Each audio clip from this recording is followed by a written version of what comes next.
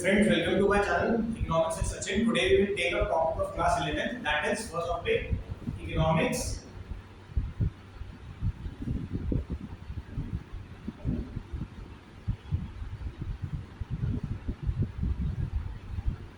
Economics and economy, right?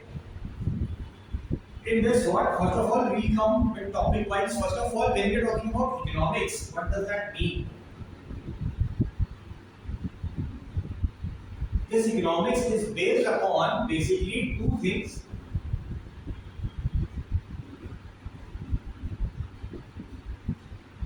And these are those two things. First is demand and other is supply. In our economy, we have basically roundabout economy, we have basically three parties. Three parties means there are three people over there. One is the government, second is the producer,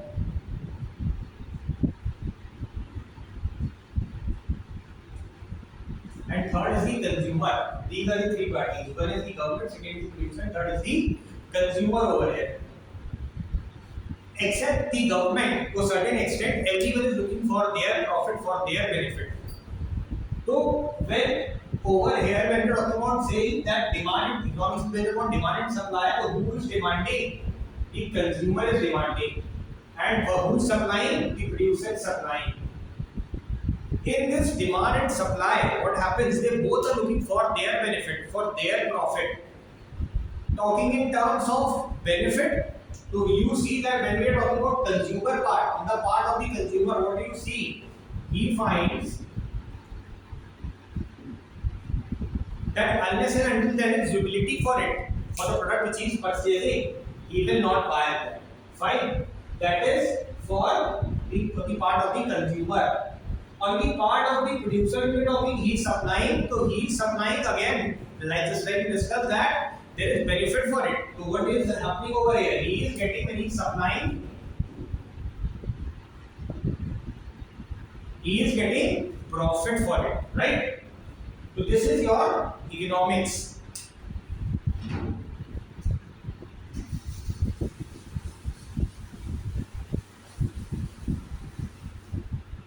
Then we have our next part, that is talking about economy, right?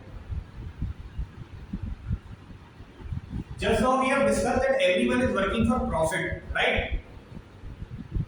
People exist over here, three parties, the government, the producer and the consumer. To a certain extent we have said that the government is not looking for totally on the part of the profit, but to a certain extent they are looking as well. Okay? Okay. Then we are talking about the producer and the consumer. They are both working for profit. Then we are talking anyone who is working, they are working for money, right? Now everyone is working in different departments. Like someone say, you can say someone is a teacher, someone is a banker, someone is businessman. So there are different people. Some are farmers. So this means they all, but common objective is working for money. So over here what happens? We have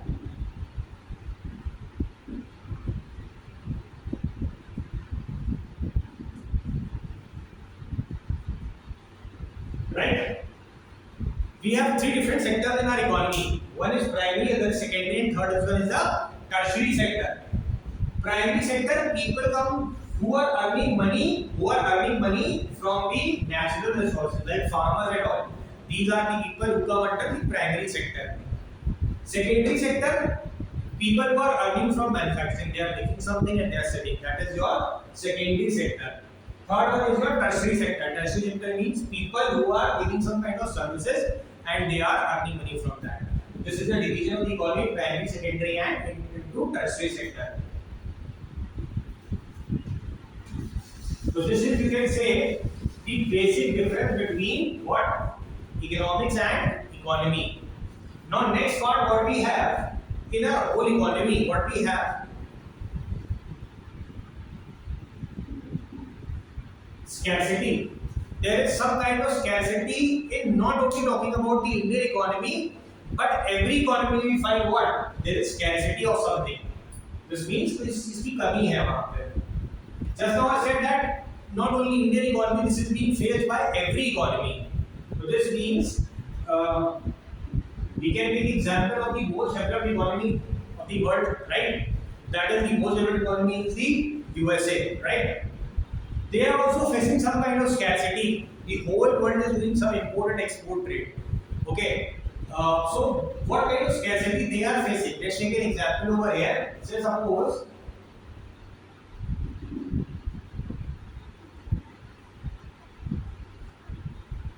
out of their 100% workforce, right? Out of their 100% workforce, according to analysis, there is a ratio of 70 and 30. 70% people are of US origin and 30% people are from the rest of the world. This means this is a huge number. Now, what does it show? Coming back to our point, scarcity, what does it show? It shows that even the most developed economy is facing some kind of scarcity. That is why they are calling this 30% people from the rest of the world, right? Now, why do we say this thing?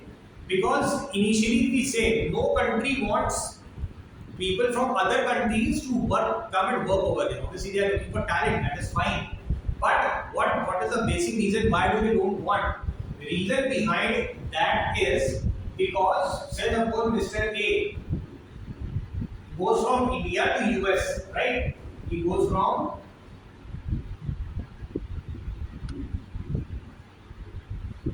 definitely what will happen when he starts working over there? He is going to send some amount of money to India. So this means what is happening? There is some outflow of money from the country. There is some outflow of what? This represents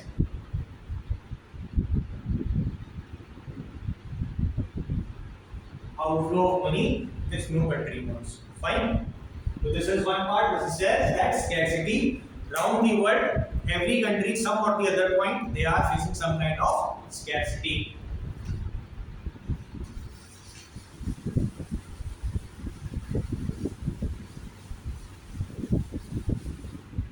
Now, to fulfill this scarcity, what do we have or what is required?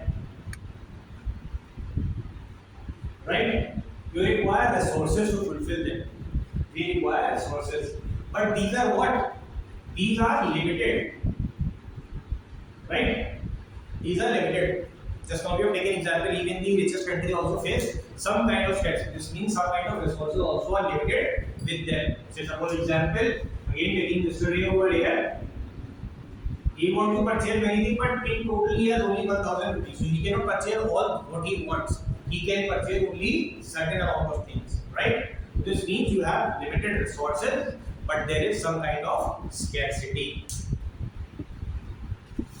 which every country faces. Now, because of that scarcity, what happens in business terms, in economical terms? What happens? This leads to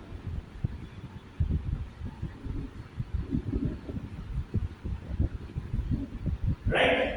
This leads to export and import trade around the world. If every country is able to make everything, what will happen? This will not happen. Import will not happen.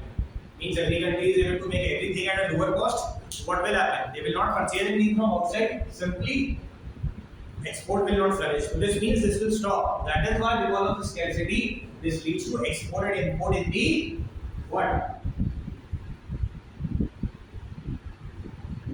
In the world. This happens, right?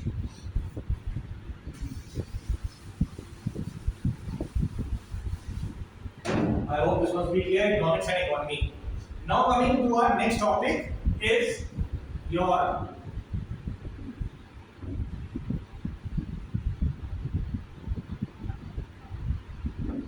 right. We have micro and macro. Micro means something small here, something small. Macro means big. Okay, now what is the small and big in economics? When we are looking at one aspect, one part, so that is your microeconomics. So suppose we are analyzing salary of one person, any aspect of his purchasing power, his spending habits, anything. So this is your microeconomics. On the other part, macroeconomics, on which generally the government decisions are based. Just now we have taken example of primary, secondary, and tertiary. So that was what? That was the division of the country into different segments into different parts where people are earning their bread and butter or earning money. Right? So macro means looking at those parts which can impact the economy. The government decisions are also based upon this. Like for example, you can say GDP, national income,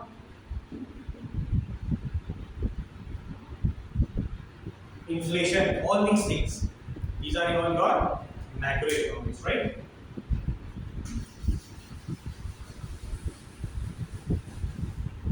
So what we see like 5-year plans or the planning bodies, planning commissions, whatever decisions they make based upon the macro, right? What are the things, what are the policies the government is going to make which can impact or which can affect the economy as a whole, right?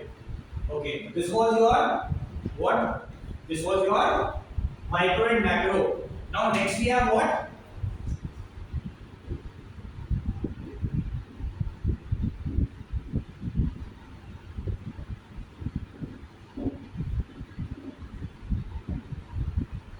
We have positive and normative economics. Positive economics is what? Something which is based upon facts and figures, right? That is your positive economics. Normative economics is what? Which is based upon assumption or what can be. Means we are just making a guess over there. That is your normative economics. Talking about the importance, which is more important? Obviously, the positive economics is more important since it is based upon what? It is based upon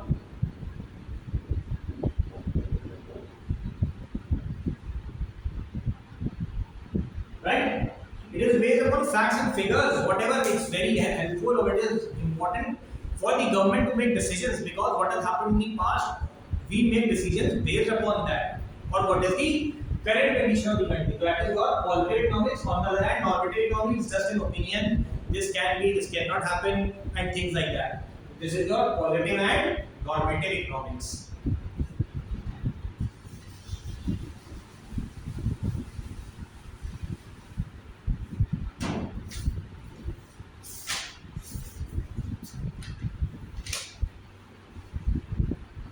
Then we have already discussed economy.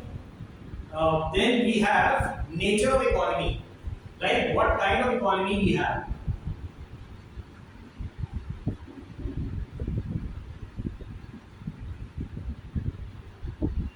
In general terms, you must have heard about like the underdeveloped countries, developing nations, and the developed nations. These are the terms you must have heard in general. But when we are talking about economics, what we have based upon like our country, our economy, it's an agriculture based, that is agri-based economy. We have then centrally planned economies, where it means which is basically controlled by the central government and all. That are those are centrally planned economies. And then after that we have what?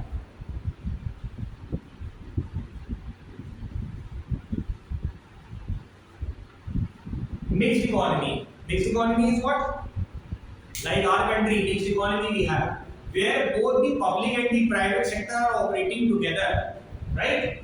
In our economy. Now, what is public sector and private sector? Public sector are those which are controlled under the government. Obviously, everything is controlled to the government, but over there, those are the companies which are under the total control of the government or the government companies, right? And this, and next is your private sector. One is the public and other is the private sector. So this means we have in our country public companies, we have private companies. Both are working together. This is called as your mixed economy. This completes your first chapter. Thank you. Please do like and subscribe my channel.